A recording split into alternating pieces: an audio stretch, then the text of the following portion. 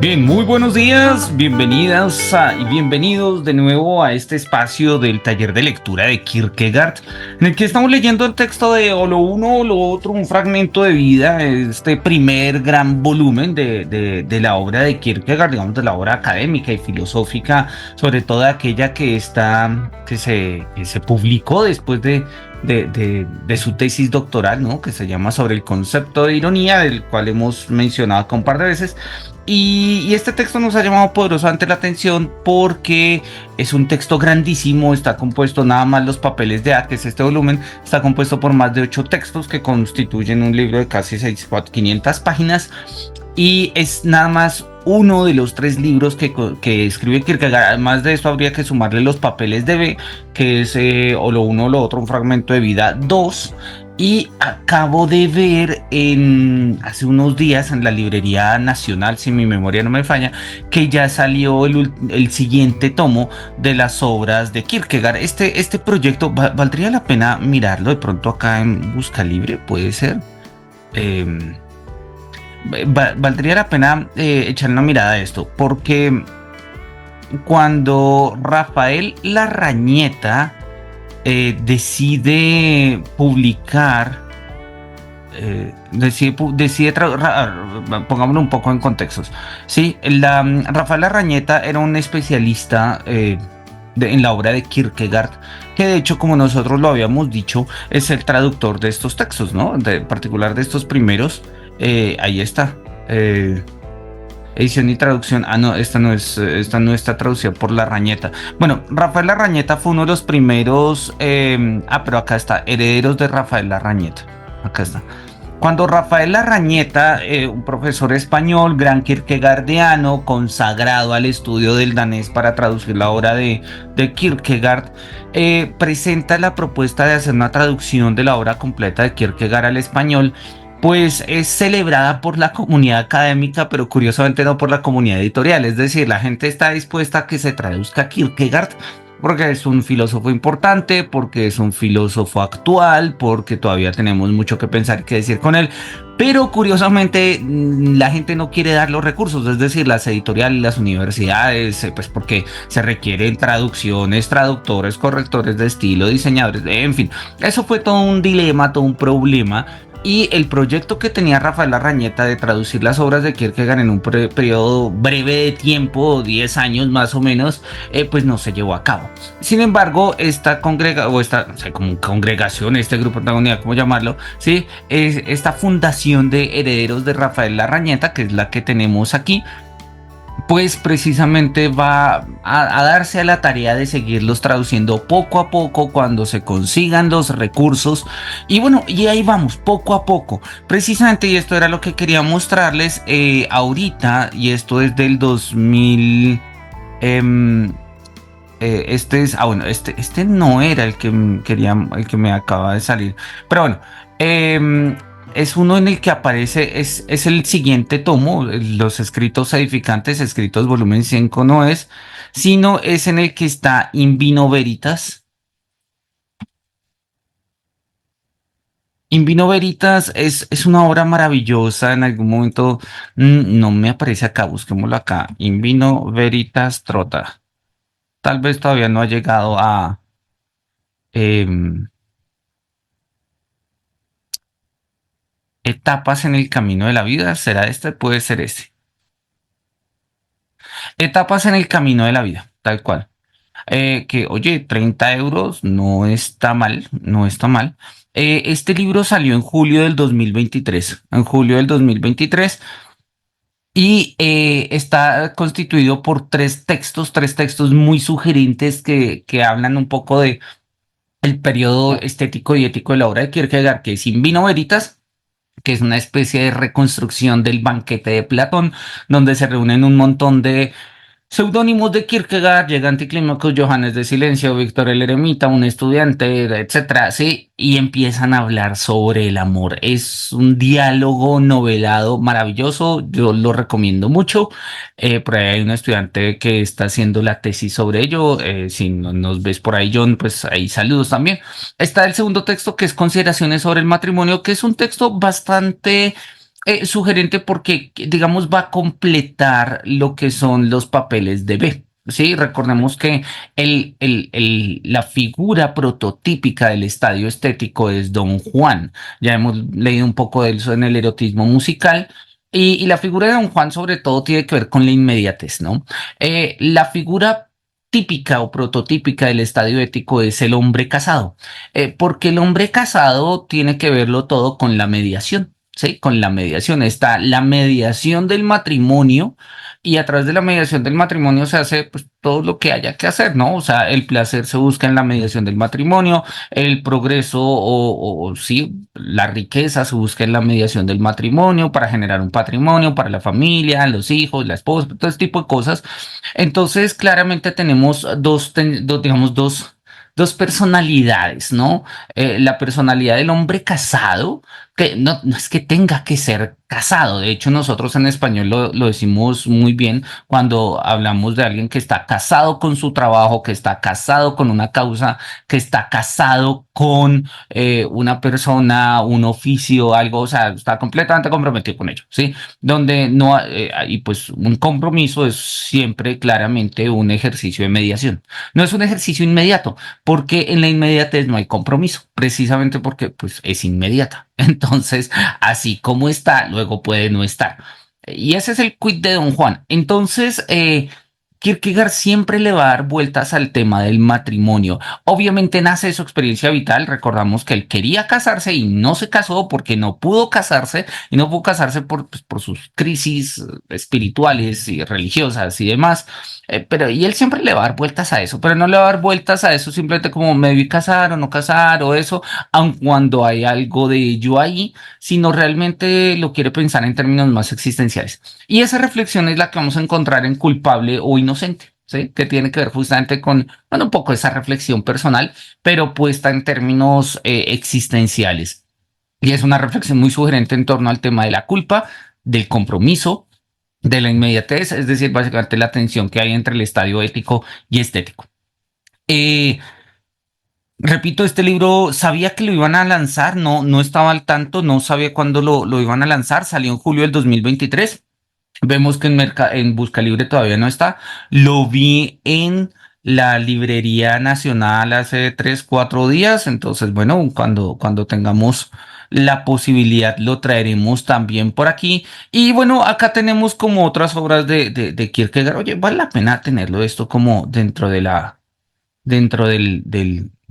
historial nuestro, ¿no? Estas son como las obras de Kierkegaard que se han publicado en la editorial Trota, que repito, es la que ha recogido las tareas, digamos, de Rafael Larrañeta de traducir toda la obra kierkegaardiana. Bien, vamos a ir al texto entonces y pues a partir de él vamos a reconstruir un poco las ideas que estaban mirando, ¿no? La vez pasada habíamos empezado el texto de siluetas y habíamos llegado más o menos un poco hasta donde vamos a empezar a hablar de María Beaumarchais, ¿sí? Un poquito antes habíamos quedado, que es precisamente donde Kierkegaard nos explica qué son siluetas, porque vamos a hablar de siluetas y qué significa eso, ¿no? Entonces, vamos a leerlo, vamos a leerlo acá. Dice, denme un segundo, listo. Dice Kierkegaard acá en siluetas. Es esta pena reflexiva la que me propongo exponer y hacer que en la medida en que ello sea posible salte a la vista en algunas imágenes. Eso es lo que le interesa a Kierkegaard, hacer una silueta de lo que es una pena reflexiva. ¿Sí? O sea, una silueta ya habíamos puesto el ejemplo la vez pasada, eran estas técnicas y estas artes del siglo XIX de generar siluetas que contaban historias, que se publicaban en periódicos y demás, donde no se veía el contenido, pero se veía claramente la forma y la forma de una u otra manera, pues por la forma en cómo era presentada, nos permitía barruntar el contenido. Las llamo siluetas, dice Kierkegaard, en parte para traer de inmediato a la memoria con esta denominación que las recojo del lado oscuro de la vida, y en parte porque, al igual que las siluetas, no son inmediatamente visibles. Si tomo una silueta con la mano, esta no me causa impresión alguna y puedo solo hacerme una idea de ella sujetándola contra la pared y dejando de contemplar la imagen inmediata para contemplar la que se muestra sobre la pared. Solo entonces la veo. Solo entonces la veo. Mm, Eso mismo sucede con la imagen que quiero mostrar aquí. Una imagen exterior que solo se hace perceptible en tanto en cuanto penetro lo exterior con la mirada. Quizás lo exterior no tiene nada de llamativo, pero en cuanto lo penetro con la mirada, solo entonces descubro esa imagen interior que quiero mostrar, una imagen interior que es demasiado fina para hacerse exteriormente visible, dado que ha sido tejida con los más acallados acordes del alma. Esto tiene plena relación con todo lo que hemos estado hablando, con la diferencia entre la pena clásica, la pena antigua y el dolor reflexivo del drama moderno, o lo que él llama acá la pena reflexiva. Tiene todo que ver con la figura de Antígona y va a tener todo que ver precisamente con este ejercicio existencial, donde Kierkegaard está diciendo algo tan elemental que hoy en día todos lo sabemos, pero antiguamente la gente lo sabía, pero no lo asumía, ¿no? Y es que el dolor va por dentro. El dolor va por dentro. La idea de que el dolor tenga que notarse eh, es una idea dramática. Es una idea dramática, es una idea del teatro, ¿sí? Entonces, si se le murieron los papás, pues a ver, dramatízalo, muéstralo. Pero ya, pero pues eso no, uno no, eso no se soporta en la vida cotidiana, eso se soporta en el teatro. Y Kierkegaard le llama la atención, dice, ok, eso se muestra, o uno puede quejarse, decir, oye, me falta mi familia, o perdí mi trabajo, o lo que sea. Pero el dolor va por dentro, y muchas veces vemos a las personas, pero no vemos los dolores, y habría que aprender a mirar en las siluetas de las personas, ¿sí? O en la forma, sí, las siluetas de las personas, tener esta mirada profunda. ¿Sí? Dicho en términos de Sartre, en una reflexión sobre la mirada, es esta mirada la que nos permitiría no ver a las personas como puros en sí, que es el famoso tema de la náusea y la mirada y demás, sino mirarlos como conciencias, como para sí, como proyectos. Puedo contemplar una cuartilla de papel sin que éste resulte notable a la observación inmediata, y solo sujetándola contra la luz del día y penetrándola con la mirada descubro la fina imagen interior que es, digamos, demasiado inmaterial para verse de modo inmediato. Fijad pues vuestra vista, queridos cofrades cosepultos, en esta imagen interior. No os dejéis perturbar por lo exterior, o mejor dicho, no lo suscitéis, como yo lo desecho incesantemente para escudriñar mejor el fuero interno. Con todo, para seguir adelante con lo dicho, no necesito en absoluto exhortar esta asociación de la cual tengo el honor de ser miembro, pues aunque somos jóvenes, somos también lo suficientemente viejos como para no dejarnos engañar por lo exterior o como para permanecer anclados en ello.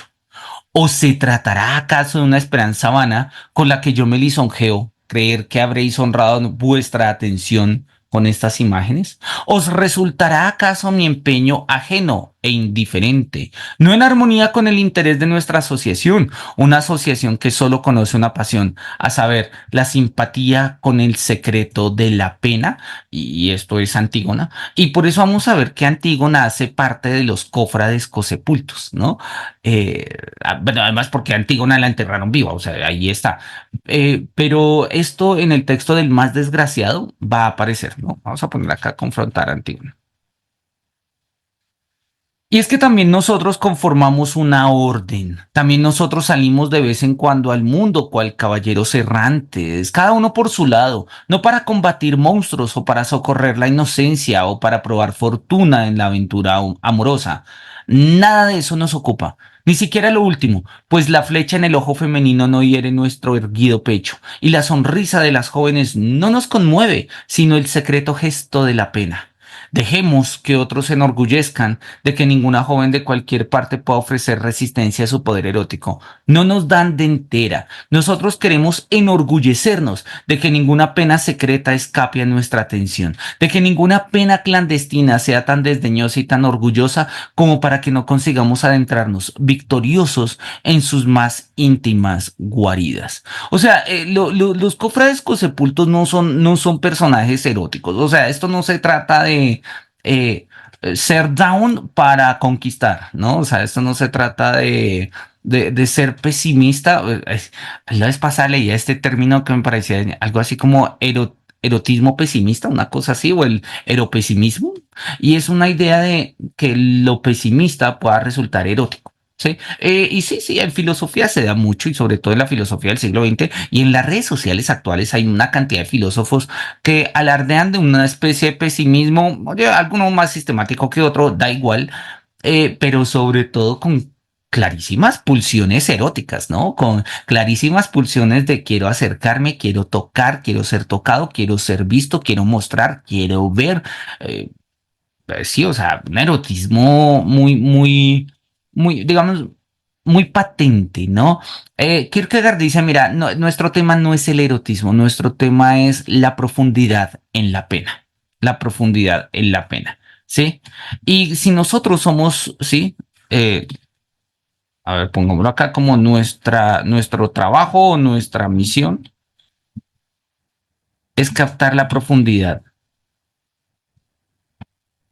Entonces la idea es que los cofrades sepultos conocen también la pena reflexiva, conocen también el dolor como pena reflexiva, como ejercicio reflexivo ante las condiciones duras de la existencia humana, que son capaces de identificar las penas, ¿sí?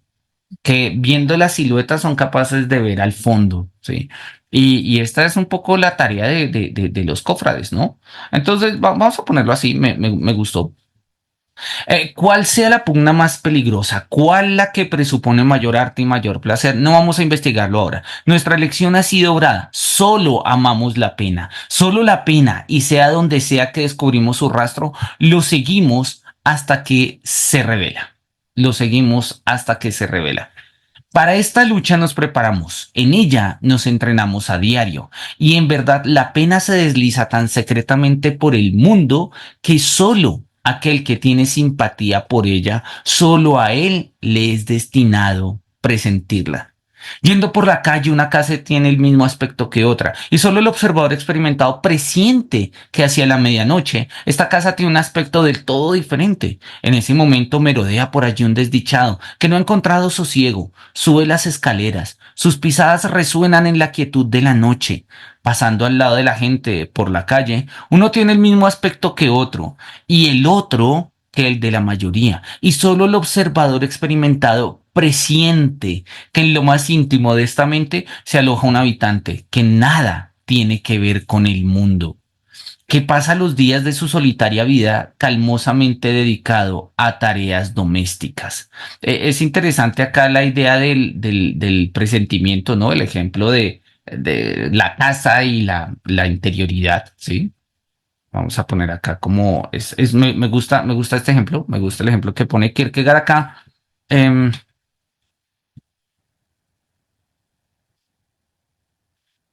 son un poco raro, pero ahí está, ¿no? O sea, un observador que es capaz de ver dos casas iguales, pero sabe que a medianoche, por la manera en la que le da la luz y tales, es diferente.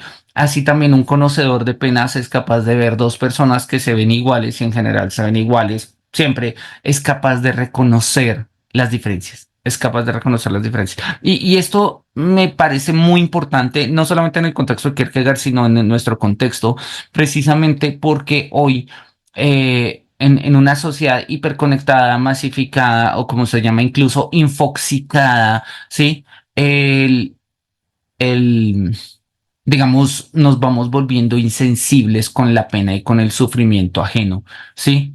Entonces, acá en Colombia en particular ha pasado mucho eso, ¿no? Con todos los, digamos, con toda la historia de la violencia en Colombia que hemos tenido desde la lucha bipartidista, desde incluso antes, luego las guerrillas paramilitares, etcétera. Los muertos se contaban en centenares e incluso en miles, ¿sí? Y entonces se volvía un tema de cifras, ¿sí? Entonces, no, que cuántos muertos hubo en la masacre del Salado, no, en la masacre del Salado hubo 130. Uy, sí, difícil porque es que en la de Bojayá nada más hubo 70. Oye, los muertos no se miden en números, es decir, claro, o sea, en términos de un protocolo, pues hay que decir cuántos son, pero lo que había hecho justamente lo que estaba haciendo el informe de memoria histórica era reconstruir esas penas, reconstruir ese dolor, reconstruir, ¿sí? Pues lo que significa esos números. Lo podemos poner hoy en perspectiva respecto a lo que pasa en Palestina, ¿no? Para digamos, para las noticias internacionales, ¿sí? Se dice, no, pues es que han muerto más de 1.000 niños. Ok, pero ¿y eso qué significa? Cuando nosotros vemos las fotos, los reportajes de cualquier cantidad de valientes periodistas que están allá en el frente, charlando, mirando, tomando fotos, registrando, padeciendo, sufriendo, incluso muriendo, y todo eso va quedando en testimonio en sus redes sociales, nosotros nos vamos dando cuenta que hay una pena que es interior. Y lo que pasa es que nosotros, como los vemos como si fueran reels en un celular, pues vemos el exterior y pasamos y pasamos y pasamos.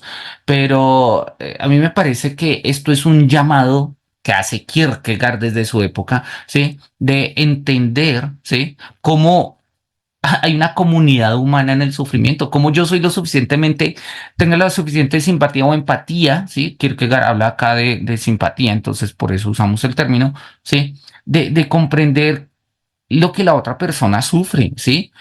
Y es cierto, obviamente los seres humanos tenemos muchas pulsiones y unos queremos el éxito, entendemos el éxito como, no sé, plata o viajes o dinero o fama o amor o erotismo o físico o lo que sea, sí, pero somos humanos y como humanos somos capaces de leer el sufrimiento en las otras personas y esto es justamente lo que nos está invitando Kierkegaard, ¿sí? Podríamos pensarlo no solamente acá de una manera poético-romántica, ¿sí? Las siluetas del sufrimiento de las mujeres de la literatura romántica. Podríamos pensarlo como el sufrimiento de los inmigrantes desplazados a nivel mundial y repito en concreto por el ejemplo de las migraciones forzadas que se están dando incluso a un nivel internamente en lo que queda de Palestina. Estos son ejercicios de sensibilización filosófica muy profundas y pues la invitación es justamente a esto. Solo el observador experimentado presiente que en lo más íntimo de esta mente se aloja un habitante que nada tiene que ver con el mundo, que pasa los días de su solitaria vida calmadamente dedicados a tareas domésticas. Cierto que lo exterior es objeto de nuestra observación, pero no de nuestro interés. Vemos lo exterior, pero no es lo que nos interesa. No es lo que nos interesa. Nos interesa el interior de las personas. Así, el pescador que dirige impasiblemente su mirada al río, pero el río no le interesa sino los movimientos del fondo. Por ello es cierto que lo exterior tiene un significado para nosotros, pero no como expresión de lo interior, sino como una información telegráfica que de allí, en lo más profundo, algo se esconde.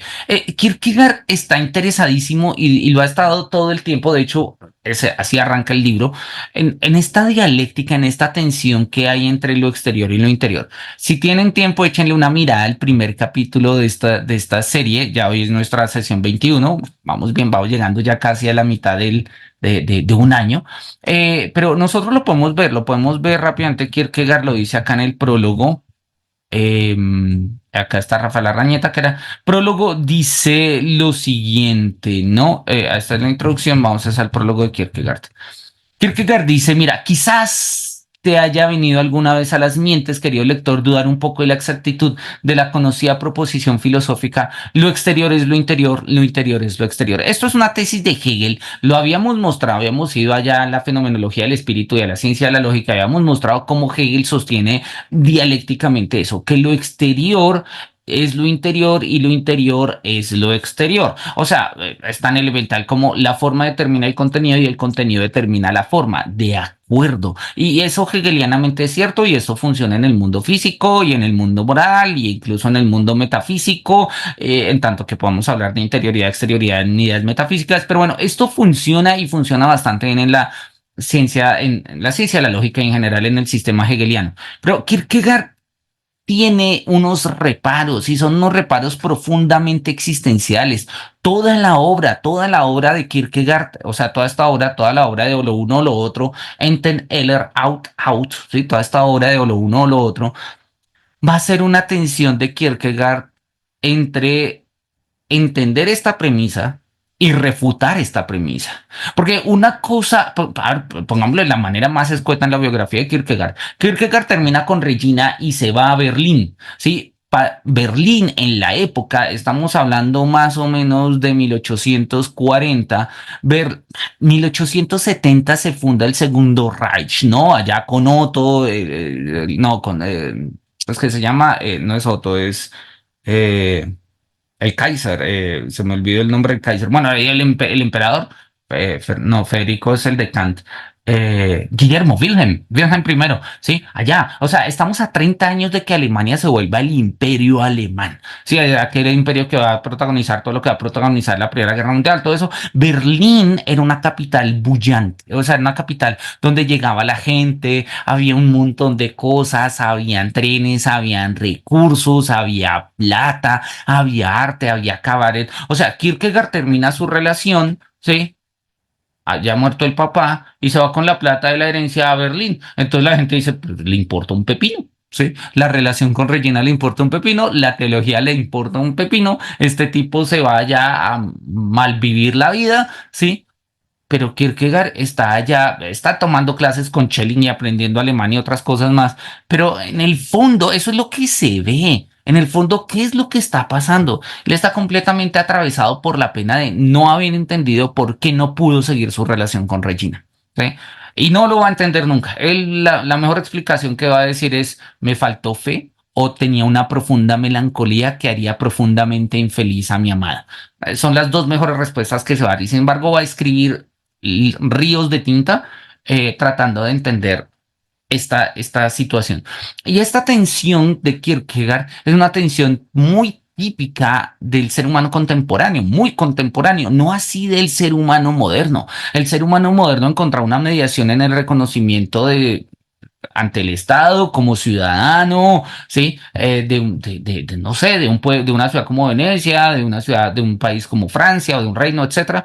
Y pues sí, de una u otra forma esa es la figura del sujeto moderno. La figura del sujeto contemporáneo es una tensión consigo mismo, es una tensión en la que lo exterior no refleja lo interior.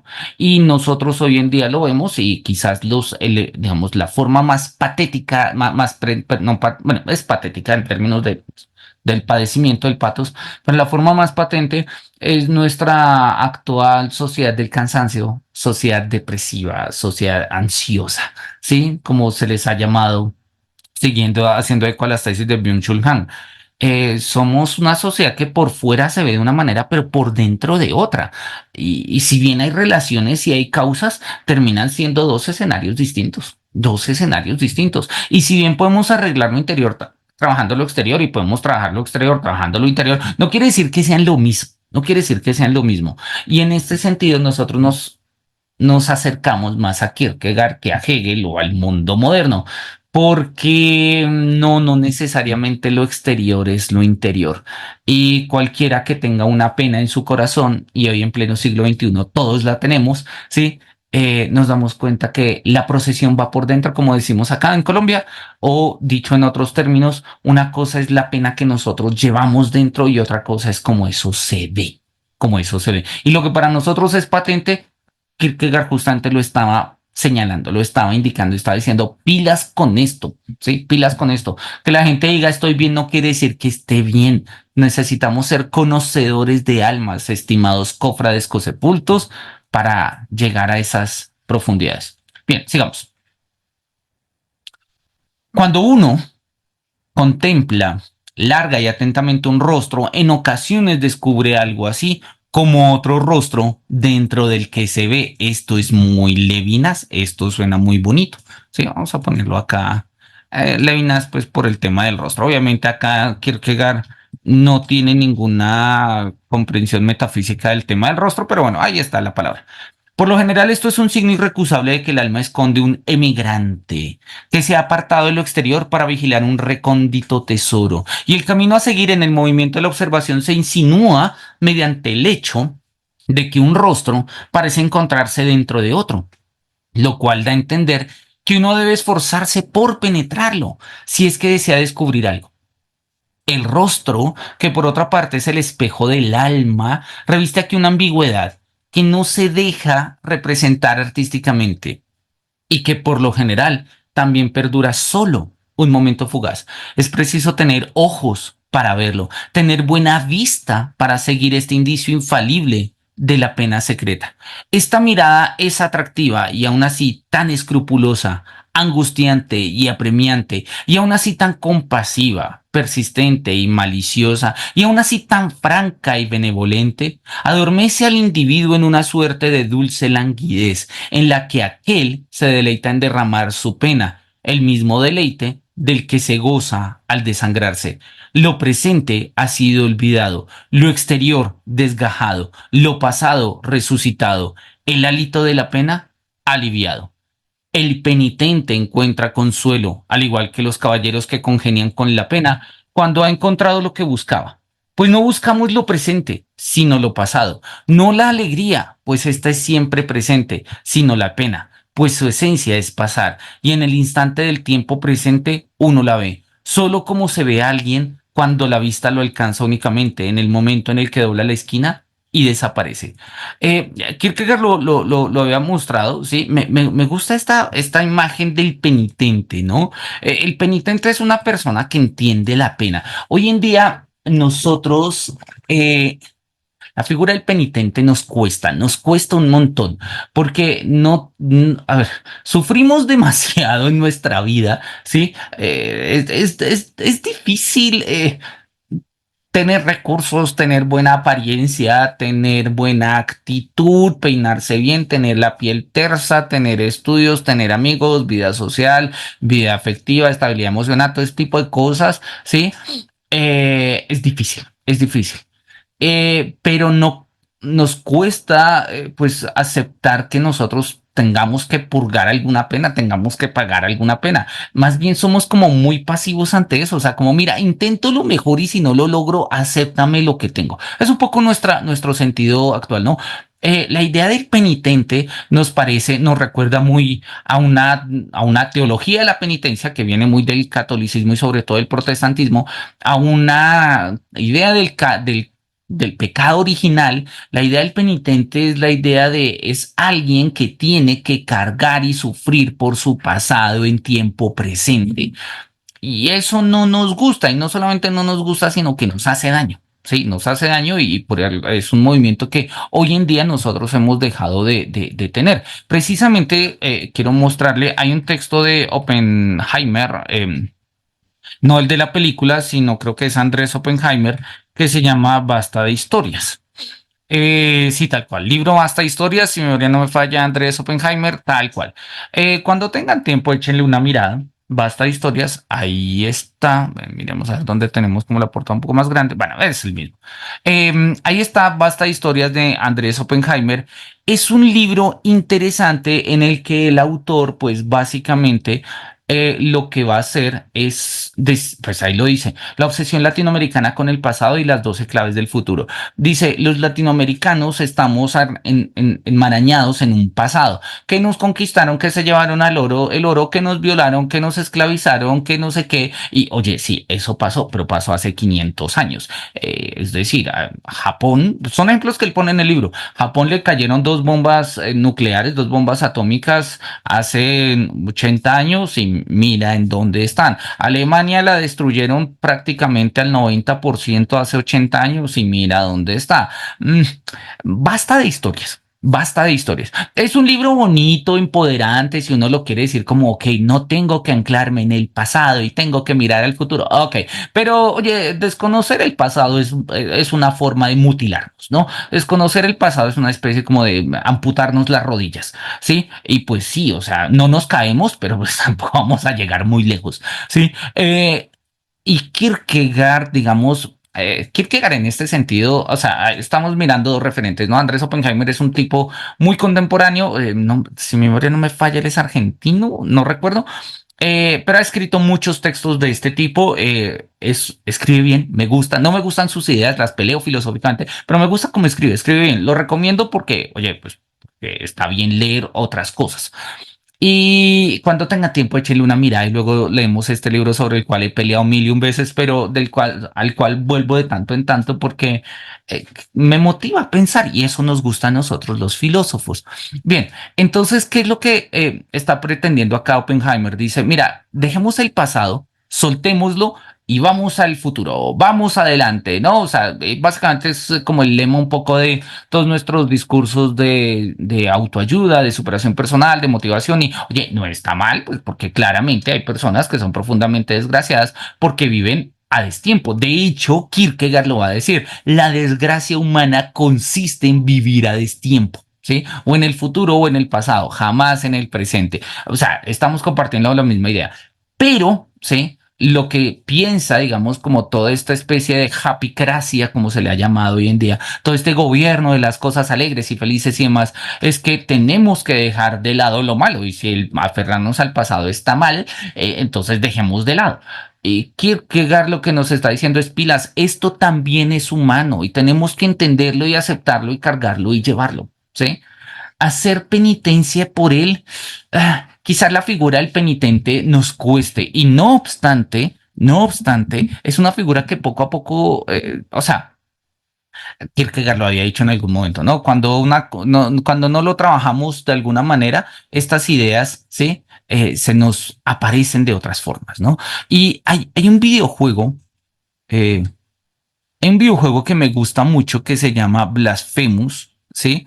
Acaba de salir el año pasado. Blasphemous 2 es un videojuego inspirado en toda la iconografía de la Semana Santa española, ¿no? Que es una iconografía muy, muy, muy valiosa. Acá tenemos algunos ejemplos. Es un videojuego muy, muy sugerente, muy inquietante y básicamente el protagonista es un penitente, un penitente.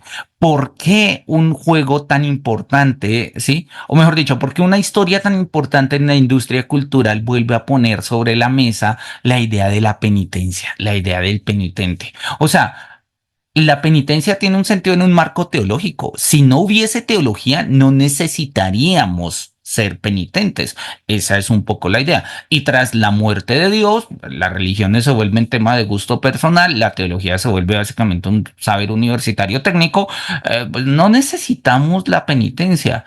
Y sin embargo, ahí está. Ahí está. Schopenhauer lo dice de una manera maravillosa. Si mi memoria no me falla, está en el primer tomo de Parerga y Paralipómena, que él dice, somos trapenses involuntarios. No sé si está, parece que está, ta. Mm, como trapenses involuntarios. Bueno, ahí está, pues de hecho ahí está en alguna cita que yo puse del propio libro, ¿sí? Busquémoslo. Descargamos el libro y miramos a ver por acá.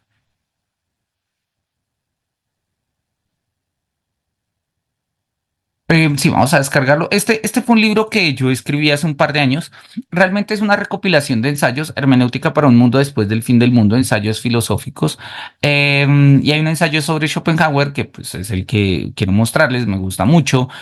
Y, y pues en este texto vamos a mostrar lo siguiente, que es justamente la cita que me interesa, ¿no? Somos como trapenses involuntarios, ¿sí? Eh, ahí está. Esta es una frase que está en el texto de Schopenhauer de Parerga y Paralipómena. Trapense, déjenme a ver si nos aparece por ahí en otra parte. No puse la cita, puse simplemente el nombre. Ah, bueno, ahí debe estar por ahí la referencia. Schopenhauer nos va a decir que los seres humanos hoy en día vivimos como trapenses. Los trapenses eran monjes medievales que se encerraban en una trapa era un convento, una especie de monasterio, y vivían ahí toda su vida, tenían monjes, tenían hábitos blancos y fueron una de las órdenes más importantes de la Edad Media, una de las tantas reformas que hubo en los benedictinos. Y esta reforma, ¿sí? Se caracterizaba porque eran muy radicales, o sea, los votos de pobreza, obediencia y castidad se les sumaban otros votos como el voto de silencio, ¿sí? Unos votos de sacrificios y la idea de los trapenses eran unas personas que llevaban el sufrimiento ascético a un nivel muy alto, ¿sí? No comían, no dormían, se desvelaban estudiando, orando, ¿sí? Su vida era una vida de privaciones y todo para llegar a un alto dominio, pues, a través de la penitencia, claramente, pues, del espíritu sobre la carne y, pues, de la santificación de su alma y, bueno, toda la metafísica cristiana. Schopenhauer dice, nosotros hoy, siglo XIX, y lo podemos repetir hoy, de hecho hoy lo repetimos, nosotros hoy, siglo XXI, somos como trapenses involuntarios, ¿sí? Somos como, o sea, nosotros no comemos, no dormimos, nuestra vida es de privaciones, pero nos falta una teología que le dé sentido a todo ese dolor. Sí, por lo menos los trapenses lo hacían para ser santos y en el discurso de ellos estaba el ser santos y eran santos y eran felices, pues, a ver, sufrían, obvio, pero tenían la certeza de su fe de que iban a ser salvos y demás. Nosotros no comemos, vivimos en soledad, no tenemos tiempo para ver a nuestras familias, sí, mal dormimos, vivimos en insomnio, sí, en constante sufrimiento, en profundas humillaciones, ¿sí? Y uno dice, ok, esa es la vida de un penitente. ¿Para qué? No es tan claro. Es decir, era más claro en la penitencia del mundo antiguo o del mundo medieval. Entonces, no porque no creamos en estas religiones y en estos sistemas místicos metafísicos del cristianismo, hemos dejado de ser penitentes. Pese a que la idea de la penitencia no nos gusta y pese a que la idea de la penitencia la rechazamos, somos como penitentes involuntarios. Somos trapenses involuntarios. Ahí está. Luego, cuando suba este video ahí al canal de YouTube, pongo en este momento ahí la captura del texto de Schopenhauer. Pensé que tenía acá la cita y no la tengo. Pero bueno, sé que está en Parerga y Paralipómena, creo que en el volumen 1. Listo. Volvamos al texto de Kierkegaard. El penitente encuentra consuelo. Como nosotros somos como trapenses involuntarios, hacemos penitencia, pero no tenemos los sistemas metafísicos que nos brindan el consuelo en la penitencia, somos penitentes inconsolados. Oye, eso es la trama de Blasphemous. Esa es la trama de Blasphemous. Sobre eso vamos a hacer un video en el canal. Listo. El penitente encuentra consuelo al igual que los caballeros que congenian con la pena cuando ha encontrado lo que buscaba, pero no buscamos lo presente, sino lo pasado. No la alegría, pues está siempre presente, sino la pena, pues su esencia es pasar. Y en el instante del tiempo presente uno la ve, solo, como se ve a alguien cuando la vista lo alcanza únicamente en el momento en el que dobla la esquina y desaparece. Con todo, en ocasiones la pena se esconde todavía mejor y lo exterior no nos permite presentir nada, ni lo más mínimo, ni lo más mínimo. A veces la pena se esconde tanto, ¿sí? Que uno no puede ver lo que está pasando. Uno no puede ver lo que está pasando, ¿sí? Esto es un tema muy del siglo XIX.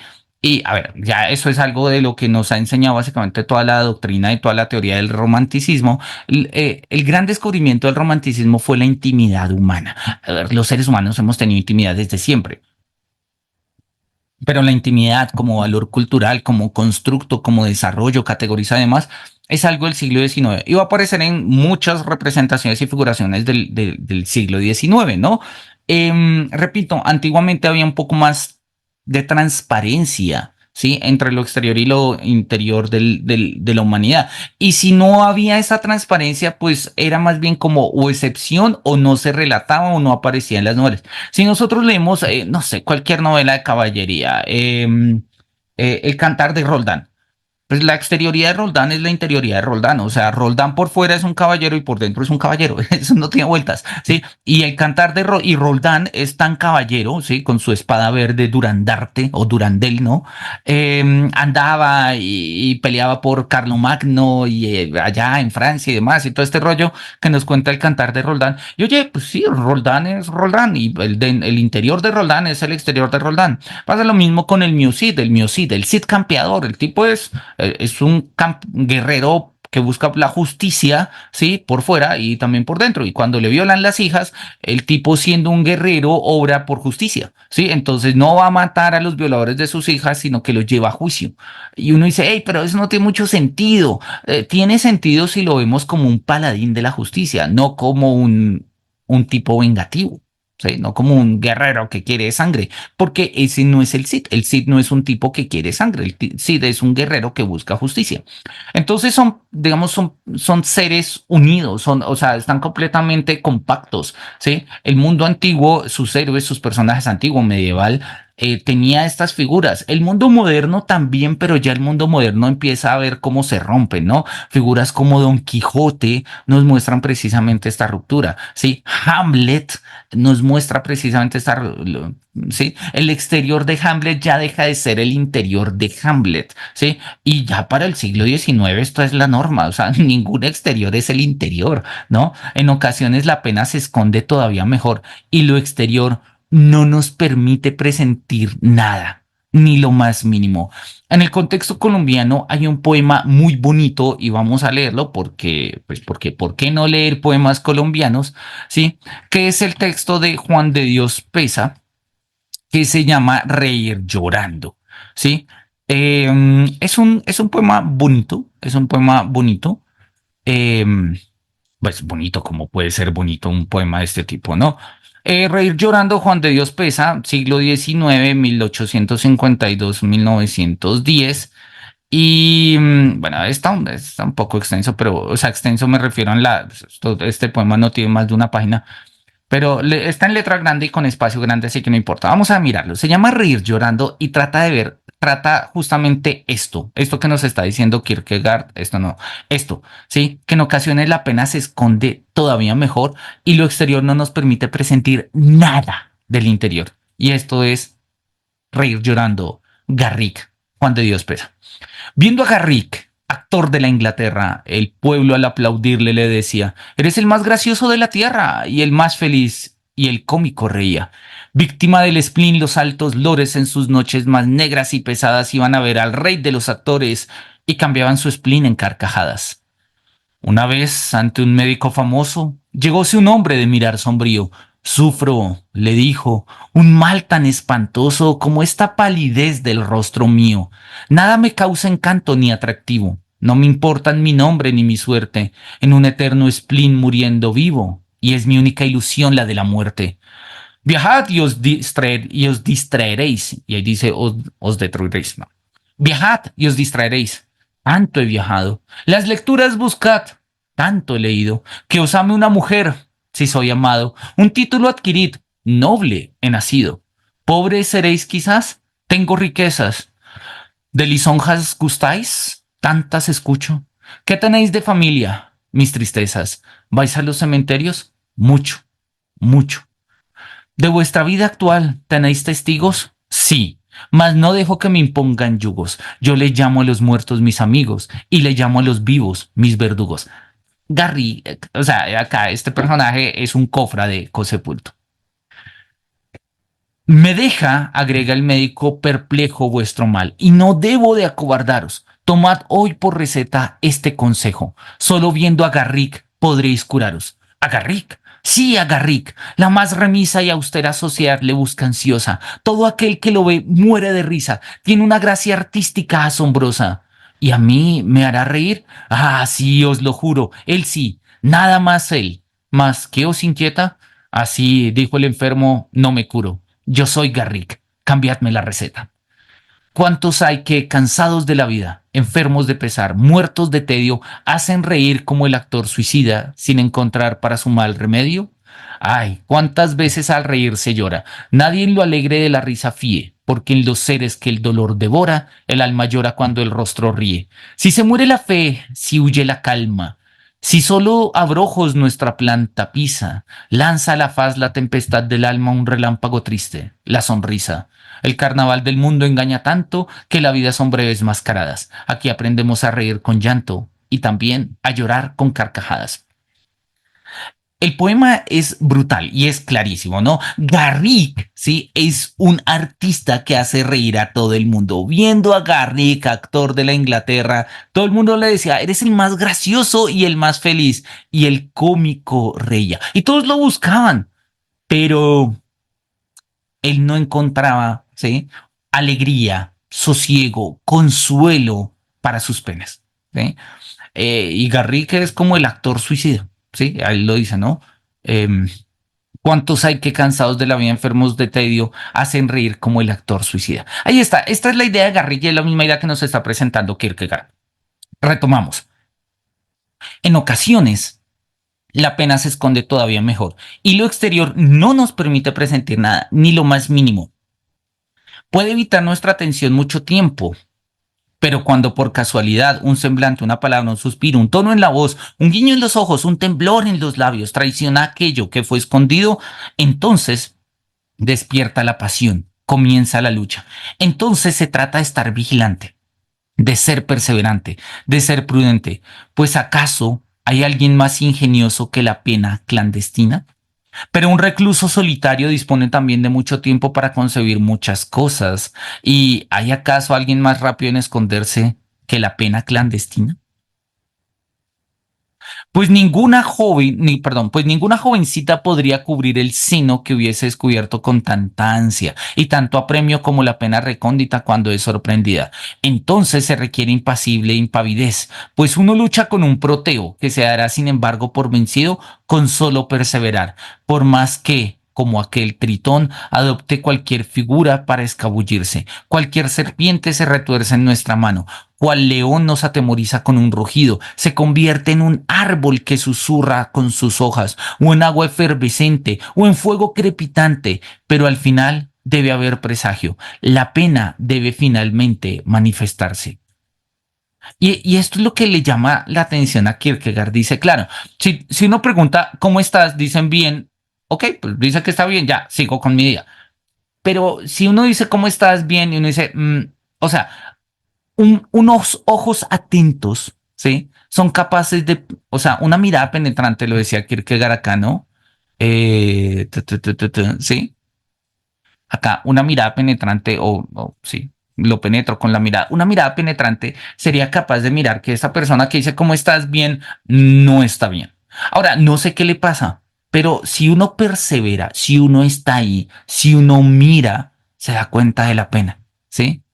¿Qué pasa un poco con esta, digamos, con nuestra indolencia? Que nuestra indolencia no es paciente, nuestra indolencia no persevera. Y pues al no perseverar, pues, o sea, al no perseverar nosotros en nuestra indolencia, la indolencia es rápida, la indolencia es la indolencia es de pasar de un reel a otro, de una story a otra, ¿sí? Sí, quedarnos un momento, ¿sí? Nos permitiría a nosotros tener esta mirada penetrante y descubrir en las otras personas, en las otras almas, sus penas internas, ¿sí? Está lo que él llama la pena clandestina en una denominación que, oye, me gusta bastante, por lo que es completamente poética y romántica, pero me gusta.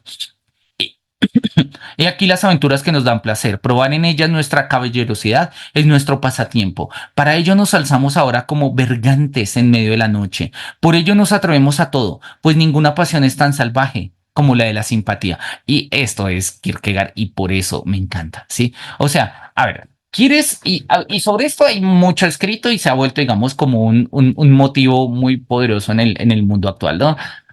Dice, tú quieres ¿quieres seducir a una persona? Seducir es fácil, ¿sí? El acercamiento erótico es fácil. Puede costar y obvio, sí, un poco, pero oye, si eso es lo que buscas, eso es fácil, ¿sí? Lo difícil, lo brutal, en el sentido de lo salvaje, aquello que requiere ir incluso un poco más allá de nuestro lenguaje, lo que con la razón expresamos a través del lenguaje, es esto, la simpatía, el estar ahí, aun cuando me dicen, estoy bien, tranquilo, no estés acá. Y uno dice, yo sé que no estás bien, me quedo, ¿sí? Y me quedo un rato, un día, 2 días, una noche, una vida. Y ese quedarse no quiere decir me quedo en el mismo espacio, sino estoy ahí, presente, atento. Claro, Kierkegaard lo pone en forma en términos como de los cofrades cosepultos, expertos en la pena, son capaces de encontrar el deleite al descubrir la pena de las demás personas, como si eso le diera una especie de estatus o demás. Es algo un poco romántico y obviamente eso puede sonar un poco extraño, pero bueno, es Kierkegaard siglo XIX, tampoco vamos a ponernos acá con anacronismos raros. Nos quedamos con lo que me parece súper valioso. Y lo que me parece súper valioso es justamente esto. Personas que llevamos penas en el interior, y todos llevamos penas en el interior, en pleno siglo XXI todos llevamos penas en el interior, ¿sí? Somos capaces de leer. las penas en el interior de las otras personas. Pero ello requiere quedarnos, ello requiere perseverancia, ¿sí? Y esa perseverancia ahí implica simpatía. Nada es tan, digamos, tan banal, ¿sí? Nada es tan banal como asumir que la persona no tiene penas, que sí, que no hay penas. Esa inmediatez de la indolencia, pues es justamente eso. Es una inmediatez de la indolencia y nosotros, y es banal precisamente porque no nos permite ir a una profundidad, a encontrar sentidos, a encontrar arraigos, a encontrar una persona detrás de esto. Nada nos obliga a temer que cuando hayan de faltarnos aventuras, perdón, que hayan de faltarnos aventuras, pero sí que topemos con un obstáculo que sea demasiado duro y demasiado impenetrable, pues así como según explican los naturalistas, al hacer estallar rocas enormes, tras varios siglos de obstinación, se ha encontrado en su interior animales vivos que, sin ser descubiertos, habían retado a la vida, así también podría darse el caso de que hubieran hombres cuyo aspecto externo fuera sólido como una roca, que salvaguarda una eternamente olvidada vida de pena. Tal cual. Creo que podemos pensar en muchos casos ahora. Ahora bien, esto no debe atenuar nuestra pasión ni enfriar nuestro celo. Al contrario, debe inflamarlos, pues nuestra pasión no es curiosidad, la cual se satisface con lo exterior y con lo superficial, sino una angustia simpática que escudriña los riñones y los pensamientos ocultos. ¿Sí? Bueno, eso de los riñones está un poco raro. Miremos a qué se refiere. La expresión remite aquí al hecho de examinar la propia vida e interior y aparece en diversas ocasiones en el Antiguo Testamento. Mira, parece ser una expresión del Antiguo Testamento, eso de indagar hasta los riñones, donde es siempre Dios quien escudriña el corazón y los riñones de la gente. Por ejemplo, en Jeremías 11:20 y en una ocasión en el Nuevo Testamento, donde se usa la relación con el Hijo de Dios. Mira, no tenía ni idea. Bueno, ya lo sabemos, si queremos ir hasta el fondo de un asunto, vamos hasta los riñones. Eh, Mediante el hechizo y mediante el conjuro evoca lo oculto incluso antes que la muerte ha arrebatado nuestra mirada. Antes de la batalla, así está escrito, Saúl se presentó disfrazado ante una pitonisa y le exigió que evocase a Samuel. Ciertamente no era mera curiosidad lo que le movía, ni el placer de ver la imagen visible de Samuel, sino que quería experimentar los pensamientos de éste. Y no hay duda de que ha esperado con inquietud hasta sentir la condenatoria voz del implacable juez. No será tampoco, por lo visto, mera curiosidad lo que mueva a alguno de nosotros, de vosotros, queridos cofrades cosepultos, a contemplar las imágenes que he de mostraros. Si bien yo las designo con determinados nombres poéticos, con ello no se da a entender en modo alguno que lo que ha de comparecer ante vosotros sea tan solo figuras poéticas, sino que los nombres deben ser considerados nómina apelativa, nombres comunes. Así, no pondré ningún impedimento si alguno de vosotros hubiera de sentirse tentado a nombrar una imagen concreta con otro nombre, un nombre más querido o un nombre que quizás le resulte más natural. Y esto me llama poderosamente la atención por dos razones y vamos primero a mirarlo acá, ¿sí? Primero vamos a poner acá la nota, ¿sí? Eh, Indagar en la pena no es curiosidad ni morbo, ¿sí? Que a veces podría pasar, ¿no? De hecho, hoy en día se habla del pornoperiodismo, ¿sí? Que es básicamente pues todo este periodismo que que quiere mostrar la pena así escueta y vulgar, pornográficamente, ¿no? El primer plano de la persona sepultada bajo los restos de un edificio que cae. Y acá se hizo muy famoso un caso en Colombia hace muchos años en un terremoto, sí, se cayó unos edificios y demás y habían personas atrapadas, una persona que quedó con medio cuerpo dentro pues, de la estructura y no podía salir y la persona estaba completamente cubierta pues, del polvo y de los restos de la construcción. Y llegó un periodista y le dijo, bueno, cuéntanos cómo te sientes, qué se siente estar enterrado en la... Y dice, oye, ayúdalo, ¿sí? O sea, o ayuda, es decir, no, ¿qué se siente? Eso lo podemos charlar después, pero esa idea de la opinión del que está viviendo esto en primerísima persona, en primerísimo primer plano, en primerísimo presente, tengo yo que transmitirlo en vivo porque es como si fuese la primicia, pues nos hace perder de perspectiva todo. Pues esa es la idea de lo pornográfico, ¿no? Esta es la idea del primerísimo primer plano del morbo sin profundidad. Em, y entonces, Kierkegaard insiste, bueno, hoy en día existe esto, ¿no? El pornoperiodismo, digamos que una especie de curiosidad pornográfica por la pena y por el dolor. Sí, eso existe y yo creo que justamente la invitación de Kierkegaard es a combatirla porque eso es una exterioridad. Toda pornografía es exterior. O sea, toda visión pornográfica de la pena, del amor, de los cuerpos es pura exterioridad.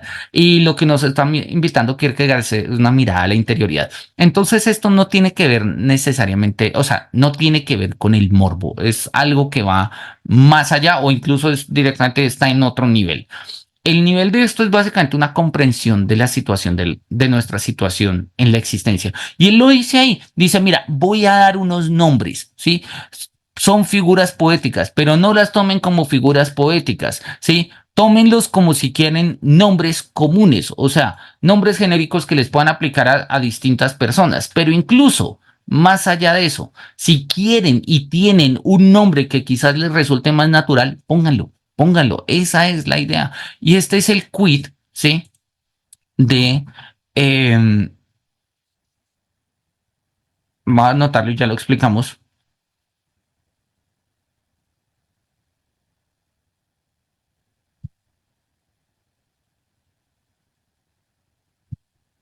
Es la comprensión concreta y subjetiva de la pena. Es subjetiva porque está en un sujeto y es concreta porque pues hace referencia a un sujeto concreto. Eh, una de las diferencias, y eso ya lo hemos mencionado algunas con uno de los de Matas, una de las diferencias más grandes que hay entre el, em, entre la filosofía moderna y la filosofía contemporánea tiene que ver justamente en la comprensión del sujeto, en la comprensión de la subjetividad. Ambas son filosofías de la subjetividad. La filosofía cartesiana, espinosista, fichtiana, kantiana, de Locke y demás, son filosofías del sujeto.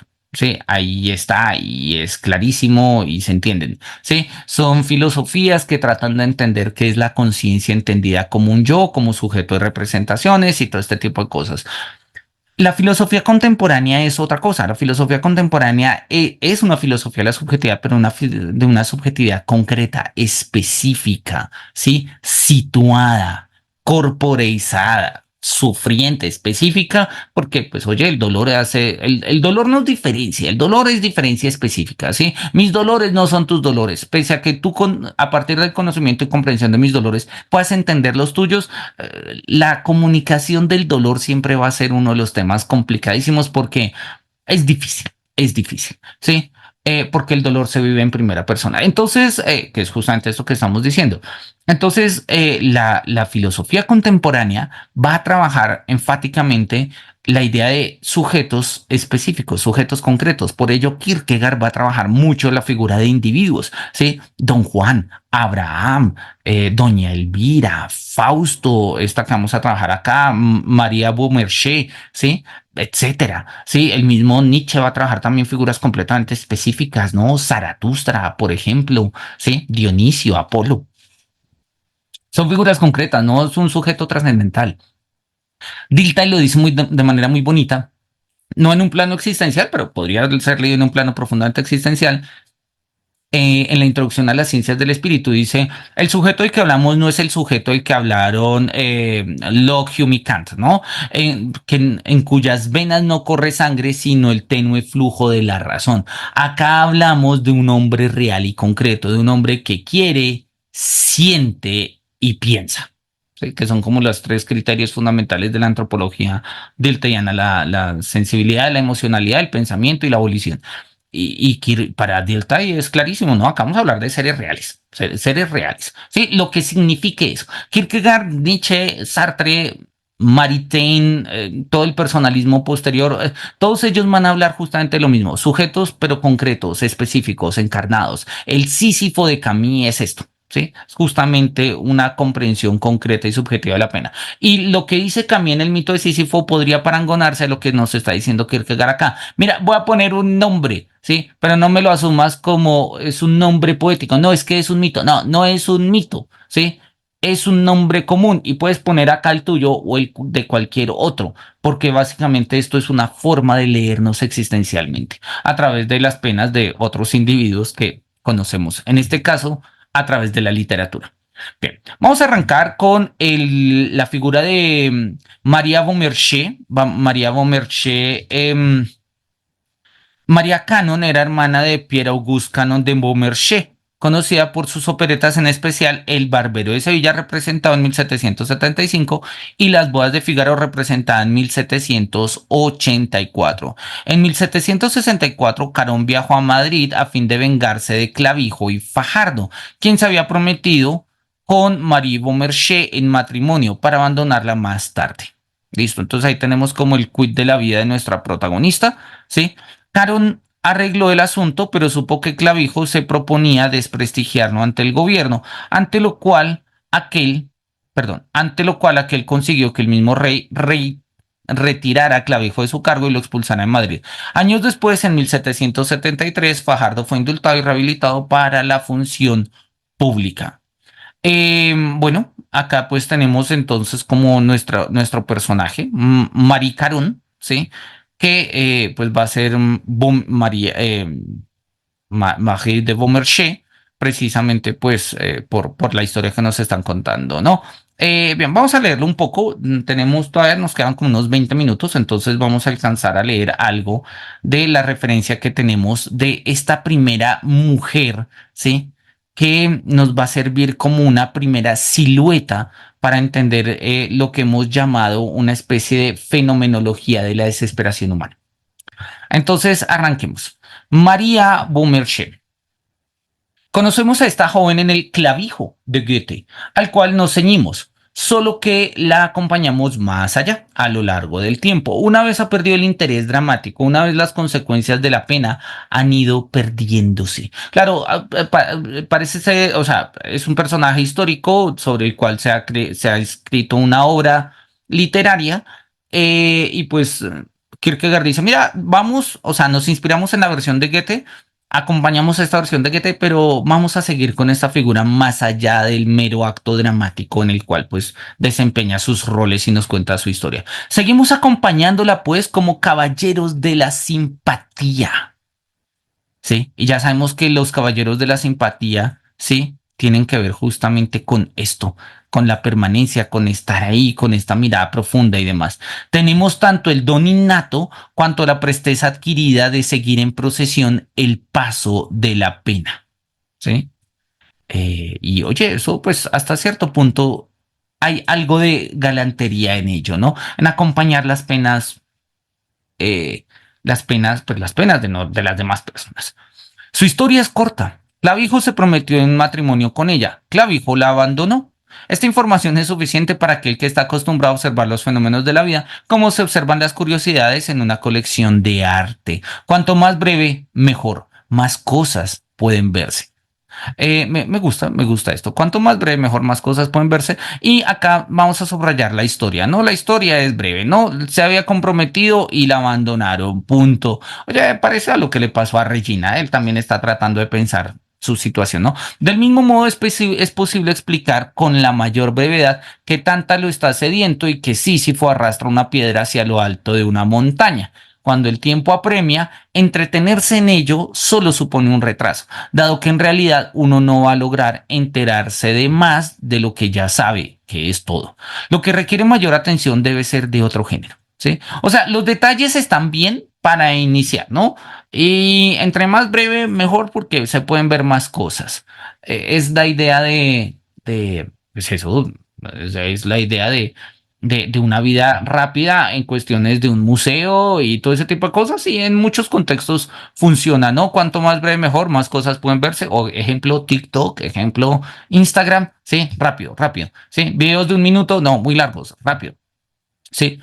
Pero lo que requiere mayor atención tiene que ser de otro género. Esto no es como para mirar cómo se miran este tipo de curiosidades y de, no sé, de contenidos rápidos, ¿no? En las aperturas de un corro se monta una reunión alrededor de la mesa, donde tomamos el té. El samovar está en las últimas. La señora de la casa ruega al misterioso extraño abrir su corazón.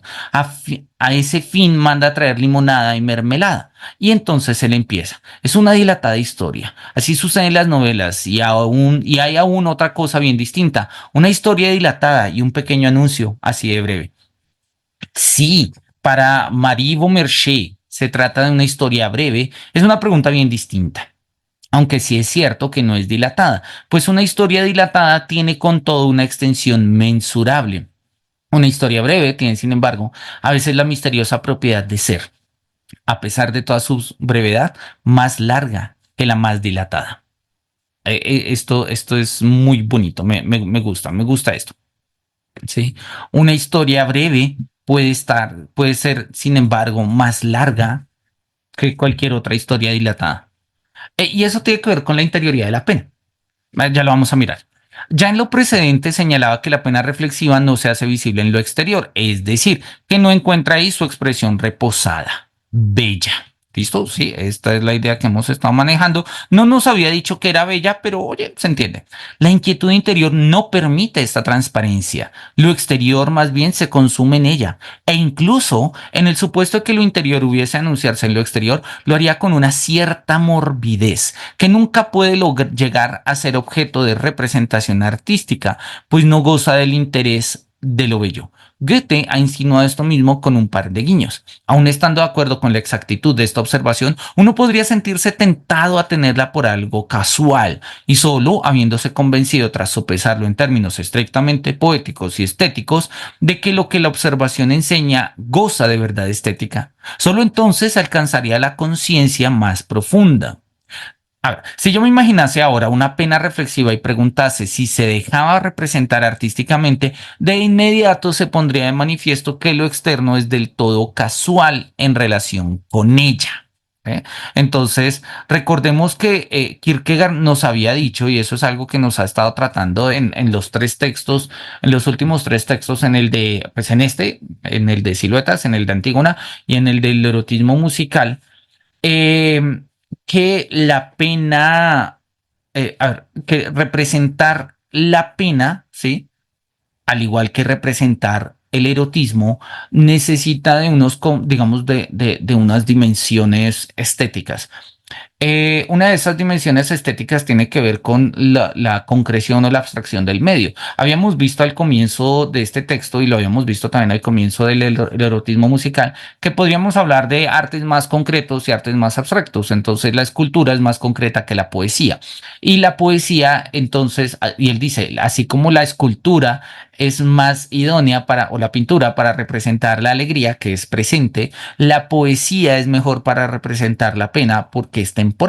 ¿Sí? Recordando esta discusión con el Laoconte, del Laoconte de Lessing, donde el arte es más espacial y la poesía es más temporal.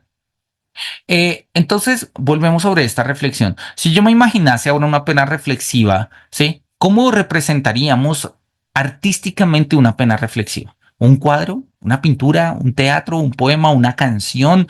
En el erotismo musical nos va a mostrar que el erotismo encuentra su mejor espacio en la música y nos dejaba ver que el dolor también, más allá del lenguaje, ¿sí? Y que incluso hay tragedias y hay teatro y hay novelas, pero necesitamos superar el plano del lenguaje discursivo para llegar a una expresión más profunda de lo erótico. Y parece que del dolor vamos a ir también por ese lado. No estamos hablando acá de la parte musical, pero vamos un poco en esta dirección. Si esto es verdad, entonces nos apartamos de lo bello artístico. Si ella es grande o pequeña, significante o insignificante, bella o menos bella, todo esto es indiferente. Sopesar si sería más correcto hacer que la cabeza se inclinase hacia un lado o hacia el otro, o hacia el suelo, hacer que la mirada se fije taciturna o se clave triste en el suelo. Todo esto es del todo indiferente. Lo uno no expresa la pena reflexiva de modo más adecuado que lo otro.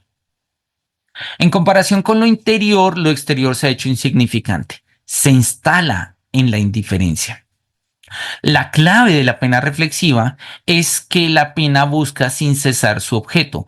Esta búsqueda es la inquietud de la pena y su vida. Y esto está genial y bellísimo. La clave de la pena reflexiva es que la pena busca sin cesar su objeto. Esta búsqueda es la inquietud de la pena y su vida. Pero esta búsqueda es una fluctuación incesante y si lo exterior era en todo momento la perfecta expresión de lo interior, uno debería, a fin de representar la pena reflexiva, disponer de una sucesión completa de imágenes. Pero ninguna imagen expresaría por sí sola la pena y ninguna imagen por sí sola obtendría un valor propiamente estético, dado que no sería bella, sino verdadera.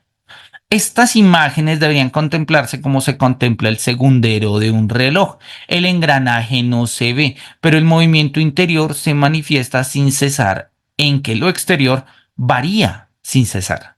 Pero esta variabilidad no puede representarse artísticamente y, no obstante, es la clave de todo. ¿Sí? Esta variabilidad no se puede expresar artísticamente y, sin embargo, es la clave de todo. Así, cuando el amor desdichado se funda en un engaño, el dolor y el sufrimiento vienen, porque la pena no puede encontrar su objeto.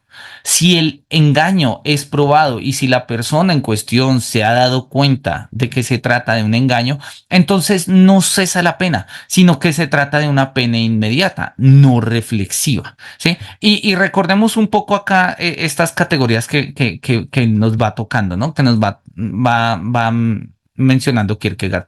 Vamos a leer un poquito y ahorita explicamos esto. Es fácil de ver la dificultad dialéctica, pues, ¿qué es lo que ella deplora? Si él era un impostor, es bueno que lo abandonase, cuando antes mejor. Y ella más bien debería alegrarse de ello y deplorar haberlo amado. Con todo es una pena honda que él fuese un impostor.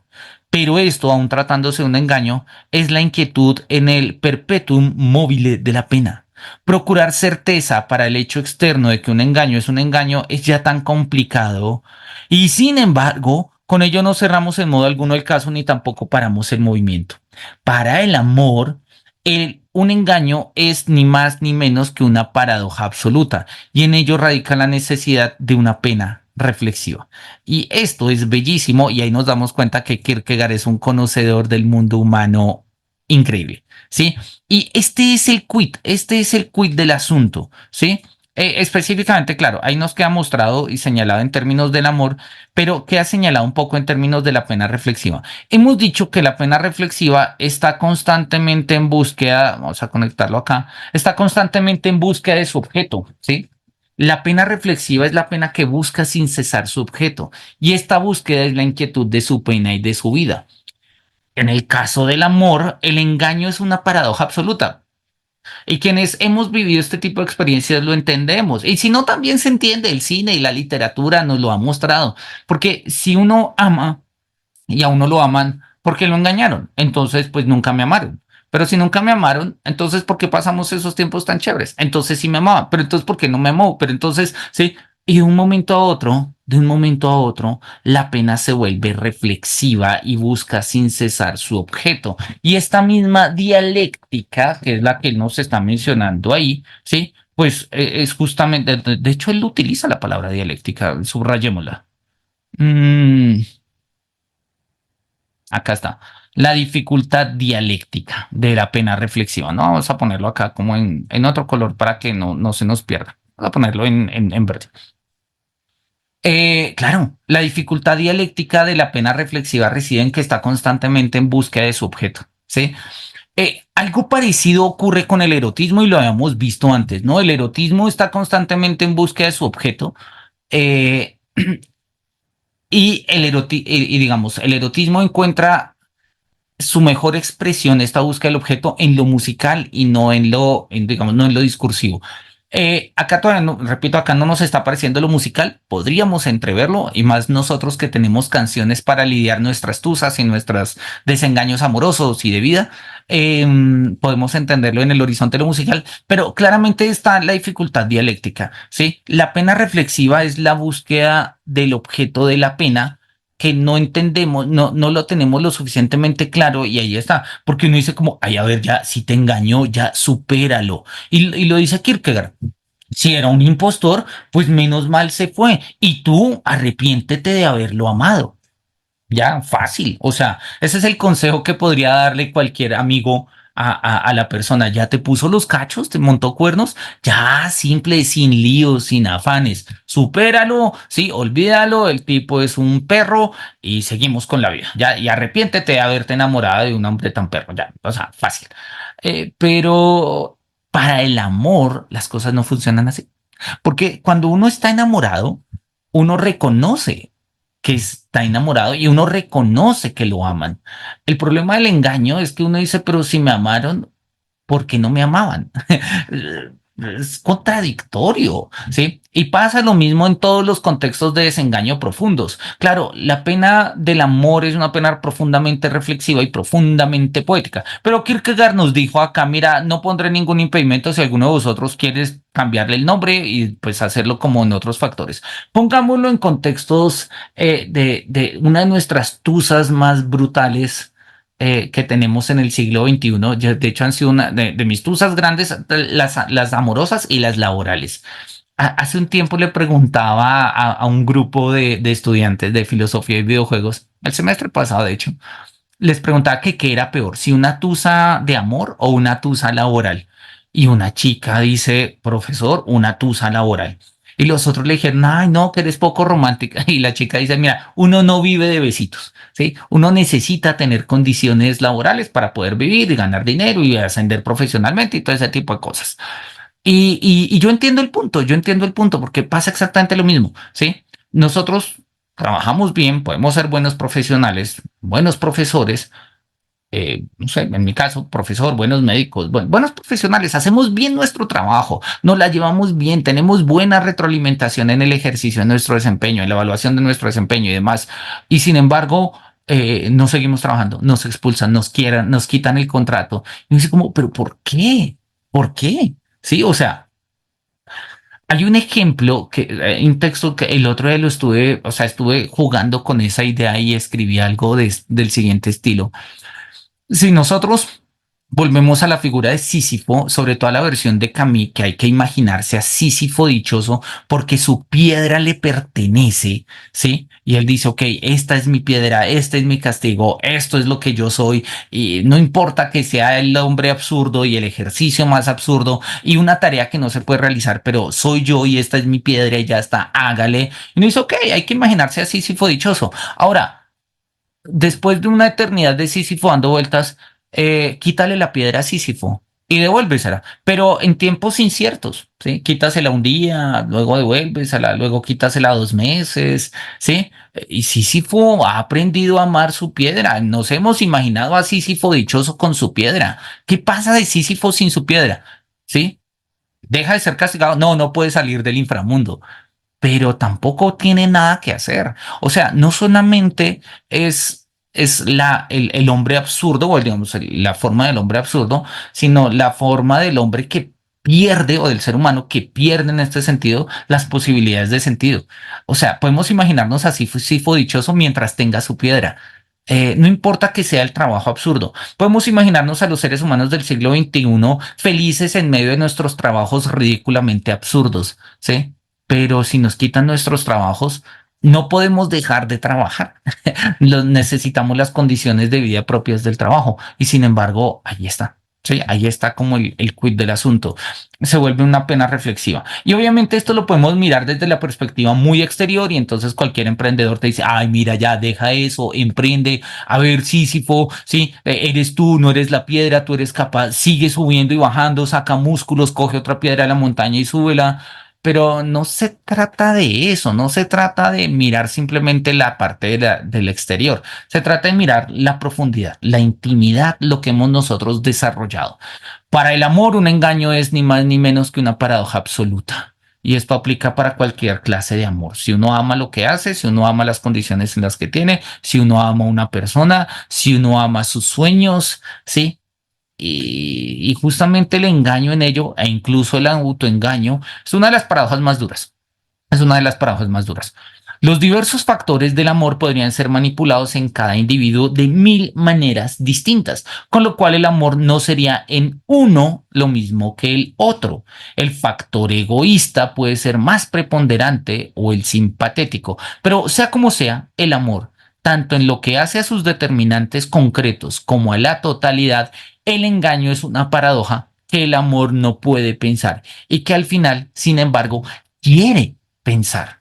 Es que eso es lo raro y eso es lo loco y eso es lo doloroso también, ¿sí? El engaño es una paradoja que el amor no puede pensar, pero que el amor quiere pensar, ¿sí? Y repito, acá nosotros podríamos ponerlo en términos muy, vamos a ponerlo acá como quid del asunto. Podríamos ponerlos como en términos muy afectivos, muy emocionales y bueno, todos hemos vivido situaciones que lo podemos entender, pero pensémoslo en un sentido muy amplio. Pensémoslo en un sentido muy amplio, ¿sí?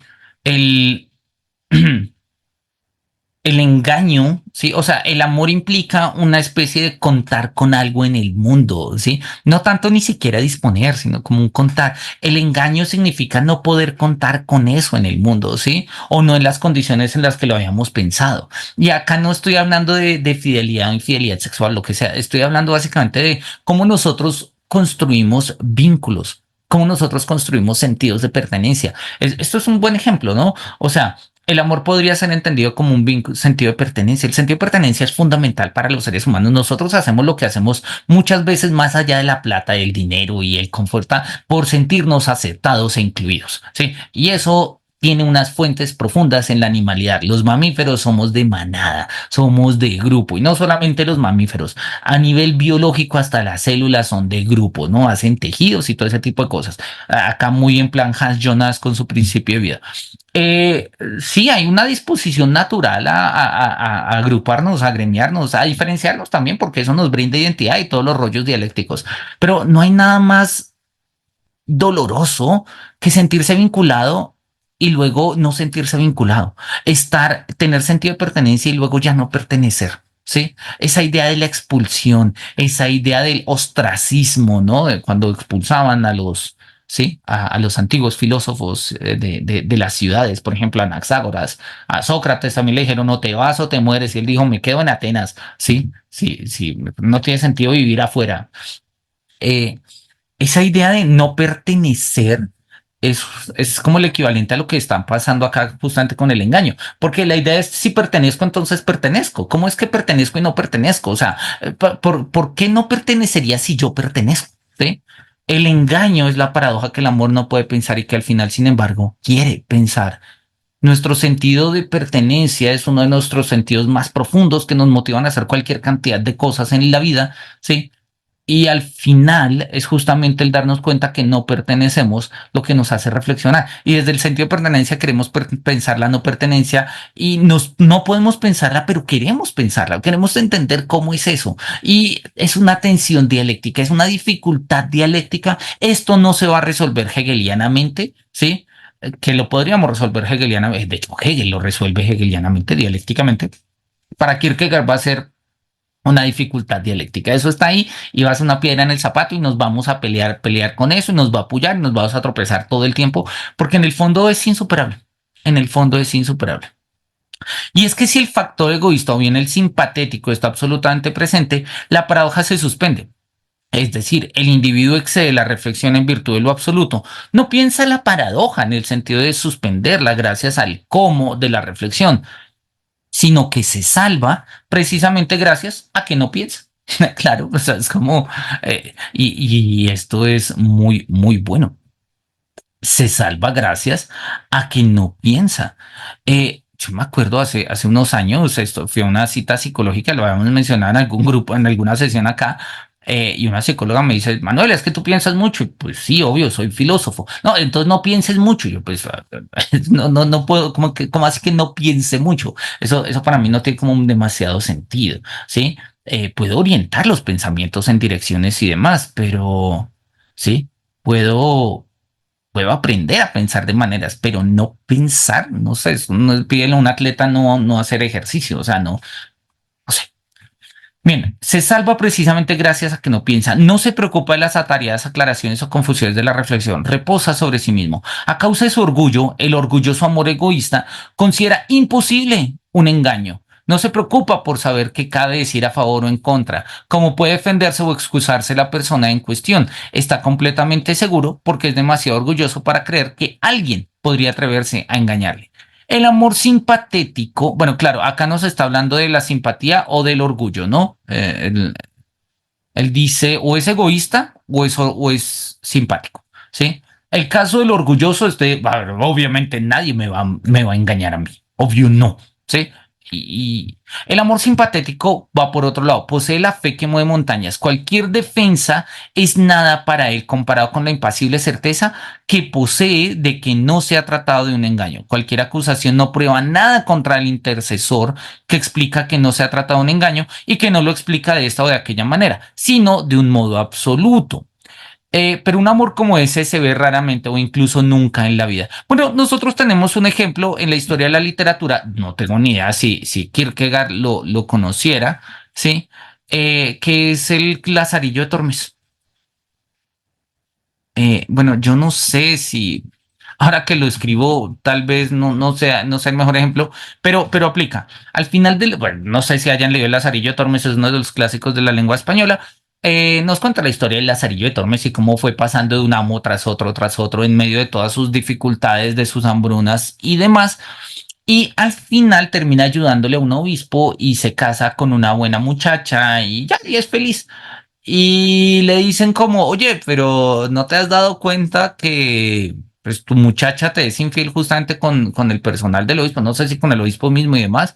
Y él es como, ay, obvio no. O sea, es como, ahora, podría ser en el sentido simpático de que el Lazarillo, que es lo que él cuenta, ¿sí? Él dice, estoy tan enamorada de ella que, mira, no importa, o sea, no importa lo que ella haga, jamás me puede ser infiel. Pero también podríamos verlo ya en un plano un poco más irónico, sarcástico, muy al estilo del Lazarillo, ¿sí? De mira, he comido tanta mierda en la vida que esto es lo mejor que me ha pasado, así que mira, no me lo dañes y no me lo voy a dañar, punto. O sea, no voy a pensar en ello, no voy a pensar en ello. Por lo general, el amor atesora ambos determinantes y ello lo pone en relación con la paradoja.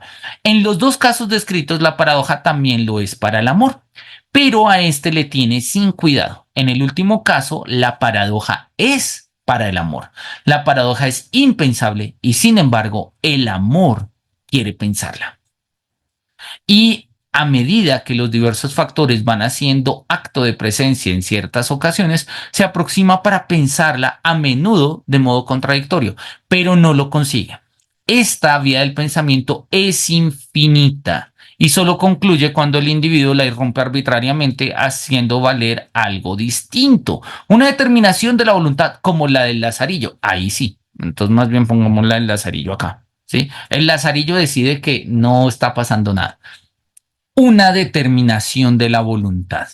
Se resuelve la paradoja. No un ejercicio de, o sea, no es un desarrollo de la paradoja en sí mismo, sino es una determinación de la voluntad que dice, mira, lo resuelvo así, punto. Aunque con ello el individuo singular se sume a determinaciones éticas y esto no nos ocupa estéticamente. Al tomar una determinación alcanza aquello que no obtiene por la vía de la reflexión. Fin.